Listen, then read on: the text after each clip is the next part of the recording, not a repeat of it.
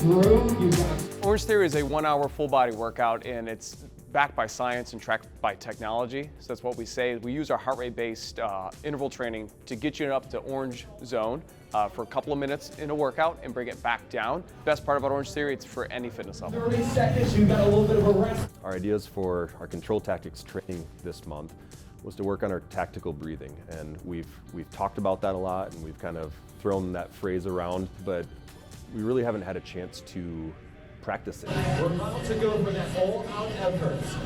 This is that 30 seconds of your best effort. He loved the idea of our heart rate monitor training that we do, and so what he wanted to do was take the whole squad in and do some heart rate based training to try to elicit the effect of getting the heart rate up, but also work on the breathing about trying to get them back down. Just focus on dropping that heart rate. 6 classes and it's almost 60 officers that are running through this training, so it's really beneficial. But really they're donating their time, they're donating their facility and their workout equipment, which is just really generous.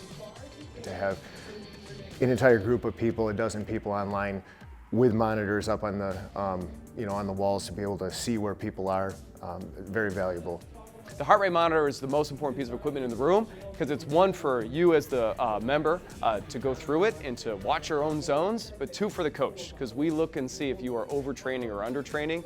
So the idea of tactical breathing is to really pull our heart rate down. When we pull our heart rate down, what you're doing is you're allowing yourself as an officer to make better decisions. You're able to control that heart rate so that you don't live in what they call a red zone, but that you're able to really lower it and hopefully see a broader picture in any kind of stressful scenario. I was amazed by how quickly, when you did the techniques correctly, how quickly you could bring it back down to what they would call a green level, where you were making good decisions.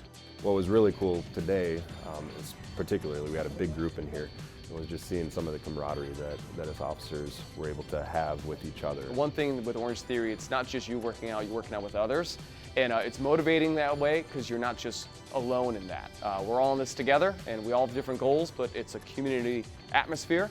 We can't mimic every scenario that we come up on, but we try our best to give the officers as much of a catalog as possible that they can fall back on and say, I've been there, I've succeeded at this scenario, and I know what to do in this situation. It's a cool thing that the police department wants to invest a little bit more time and energy into their officers and showing them the importance of that to potentially save their life or to make better decisions that really matter and impact us all. We want the public to know that we're really doing everything we can to put ourselves in a good position to not only protect ourselves, and that's almost secondary, but protect the public with our decision making. And that comes from some of the brain health stuff that we've been doing, but it also comes from the minor stuff like this that makes a big difference in those tense situations. We want to do everything we can to provide the best police services that we can.